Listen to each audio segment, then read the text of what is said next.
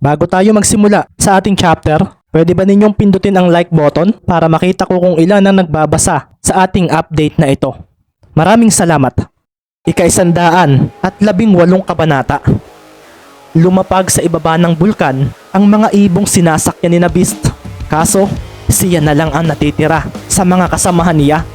Wala na rin si Enma na bago makarating dito ay naglaho na lang at wala siyang nagawa para mapigilan iyon. Beast, kayo na ni Speed ang bahala. Alam ko magiging okay uli kami. Ito ang huling salita ni Enma sa kanya bago ito bigla ang naglaho kanina. Napakulong na nga lang si Beast at napatingala sa itaas ng bulkan. Kanina lang ay nararamdaman pa niya ang presensya ni Speed, kaso nawala na rin iyon. Maraming salamat, sabi nga ni Beast sa mga nagyuko ang dambuhalang ibon sa kanyang harapan. Bumalik na kayo sa lugar ninyo at mamuhay ng malaya. Huwag kayong papas lang ng mga dayo sa loob ng gubat na ito. Bagkus, alalayan ninyo sila kung wala naman silang intensyon na saktan kayo. Masusunod po, mahal na hari. Bulalas ng mga dambuhalang ibon na iyon na agad nang pumagaspas ang mga pakpak at lumipad na kaagad pataas. Ang hangin nga rin ng oras na iyon ay bumagwis at nadama ito ng katawan ni Beast na naiwanan sa ibaba. Tumingala nga siya sa itaas ng bulkan. Ibang iba ito kung ikukumpara sa ilusyon na ginawa ni Sir Shin noong sinanay sila nito. Ngayon, may isang malakas na presensya siyang nararamdaman mula sa itaas ng lugar na ito.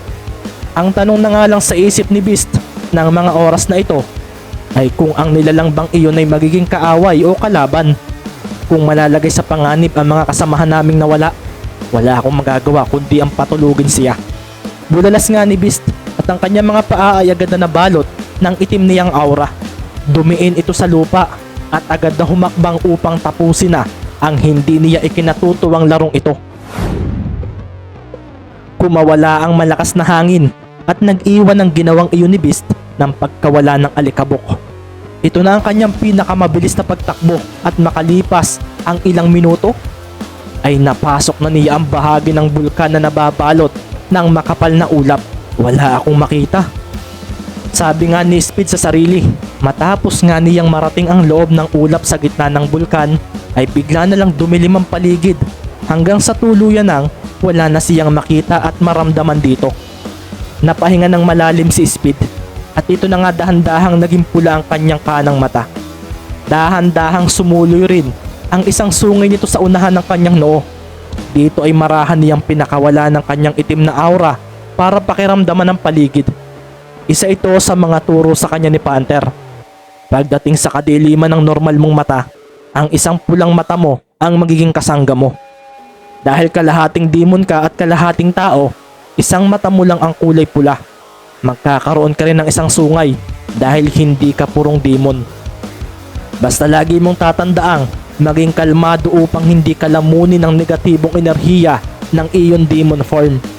Ito ang base form mo bilang isang demon. Madilim pa rin naman ang paligid sa paningin ni Speed, pero nakikita na niya ang kanyang daraanan at ang maliliit na aura ng mga maliliit na hayop sa paligid. Kasama na rin ang nagmumula sa mga damo at sa mga punong narito sa loob ng makapal na ulap. Tumatakbo pa rin nga siya ng oras na ito at sa pagtingala niya ay doon niya nakita ang isang malaking liwanag na kulay pula. Ang bunganga ba ng bulkan iyon? Tanong nga ni Speed at ang hangin sa paligid ay lumakas ng lumakas na tila ba itinutulak siya pa ibaba.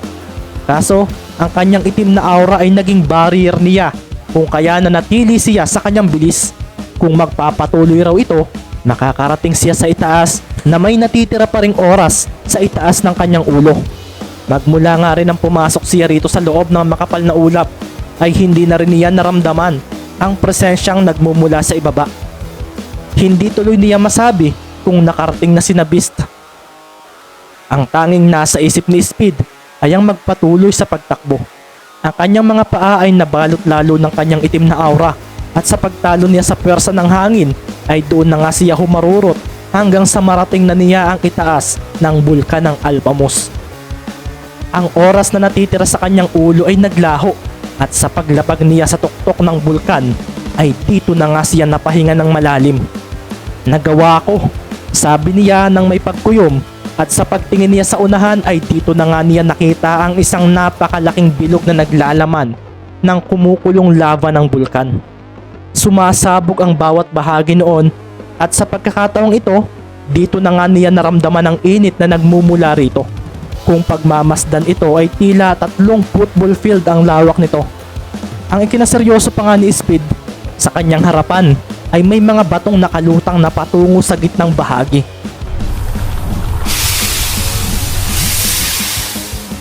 Makikita naman doon ang isang malawak na batong nakalutang na kung saan ay biglang naputol ang kanyang nararamdamang presensya. Tila isang blankong lugar iyon na pilit niyang inaaninag ng maayos, kaso parang pagdating sa lugar na iyon ay lumalabo ang kanyang mata. Umihip ang mainit na hangin mula sa ibaba at bumulwak ang usok mula roon. Dito na nga rin napaseryoso si Speed dahil ang nararamdaman niyang malakas na presensyang nagmumula rito ay nawala.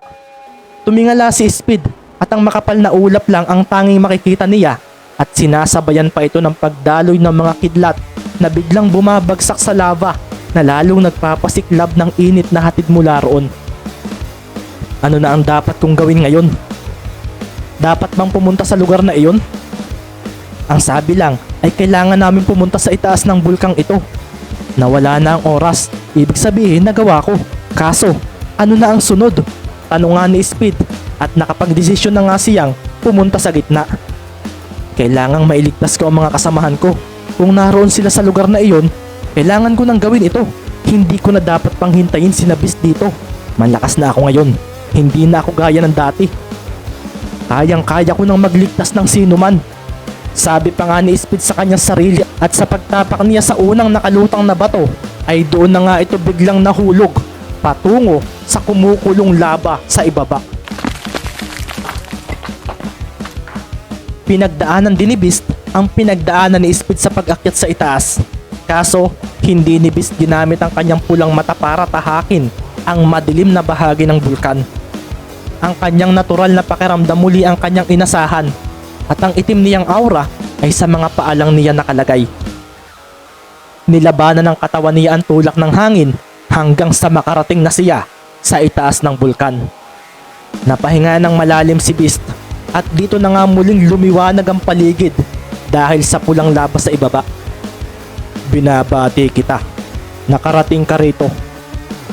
Napaseryoso si Beast at agad na napaatras nang may biglang magsalita sa kanyang harapan.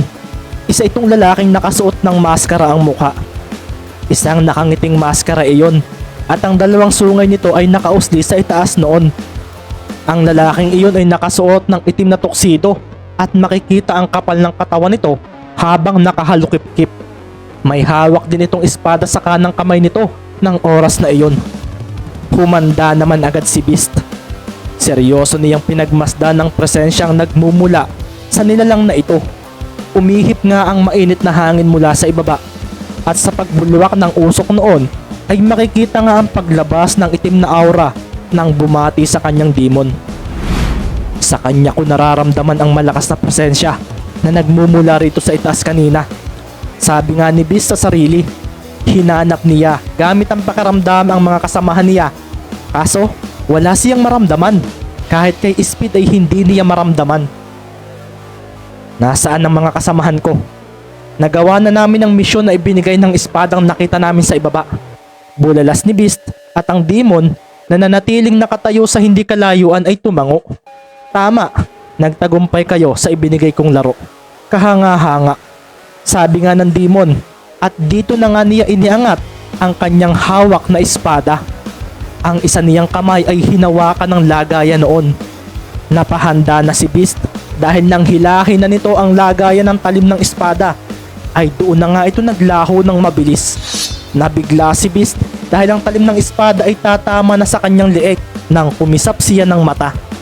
Isang mabilis at biglaang atake ang ginawa ng demon. Sigurado na nga si Beast sa pagkakataong ito. Ito ang malakas na demon na naramdaman niya at ito rin ang presensya na mayroon ang espadang gumawa ng larong ito na hindi niya alam kung ano ang katapusan. Humawala ang malakas na hangin nang humampas ang talim ng espada sa kawalan. Nakaiwas nga si Beast at makikita na nga ang pagdaloy ng silver niyang aura sa katawan ng oras na iyon. Napunta siya sa likuran ng demon na umatake sa kanya. Kumuyom ang kanyang kamao at nang bigyan niya ito ng suntok ay siya naman pagtama ng sipa nito sa kanyang katawan. Ang bilis, hindi ko naiwasan, sabi nga ni Beast sa isip, at bigla na lang siyang bumulusok ng malakas. Hindi niya makontrol ang kanyang sarili gamit ang kanyang aura, kung kaya dumiretso na lang siya hanggang sa malawak na batong malaki na nasa gitna ng bunganga ng bulkang ito. Bumagsak siya roon at dito na nga siya napaseryoso dahil ang nawawalang presensya ng mga kasamahan niya ay bigla niyang naramdaman. Agad na bumangon si Beast at nang pagmasdan niya ang pinagmumula noon ay napaseryoso na lang siya nang may makita siyang isang malaking palayok na may kumukulong tubig sa dulo ng lugar na ito. Nasa itaas noon ng kanyang mga kasamahan na walang mga malay. Tila nakabitin ang mga ito sa hangin. Sa itaas nga rin ng mga iyon ay makikita ang malaking mga numero. 300. Kailangan mo akong talunin sa loob ng 3 minuto. Dahil kung hindi mo yun magagawa, mamamatay ang mga kasamahan mo at hindi ninyo makukuha ang demon item na hawak ko. Ito ang palaro ng demon item sa lugar na ito. Ang laro ng kamatayan na paboritong laro ng lahi nating mga demons. Budalas nga ng demon na may hawak sa espadang nababalutan ng itim na aura. Si Beast naman ay napahinga ng malalim at medyo napaisip din ng oras na iyon. Sa mga kasamahan niyang namimiligro ang buhay sa dulo ng lugar na ito ay wala roon si Speed. Kung ganoon, ihanda mo na ang mabilis mong pagkatalo, sabi naman ni Beast ng may kumpiyansa, at dito na nga kumuyom ang kanyang dalawang kamao. Sa paghakbang niya ng mabilis ay doon na nga niya pinakawala ng kanyang isang suntok sa hangin. Ang demon na may hawak sa espada ay napahanda at sa pagkawala ni Beast sa pwesto nito ay napaseryoso na lang siya nang maraming pwersa ng mga kamao ang nakita niyang paparating na sa kanya ng oras na iyon. Ang nagulat na labi ng demon sa likod ng maskara ay dahan-dahang napangiti at kasunod nito ay ang pagkawala ng kanyang itim na aura na sinundan agad niya ng mabilis na pagsalubong sa maraming pwersang kamao na pinakawala ng bumisita sa kanyang demon na nagmula sa labas ng Dark Triangle. Kung reader ka ng kwentong ito at hindi ka pa nakasubscribe sa ating channel, pindutin na ang subscribe button para mas maraming kwento ang iyong makita rito.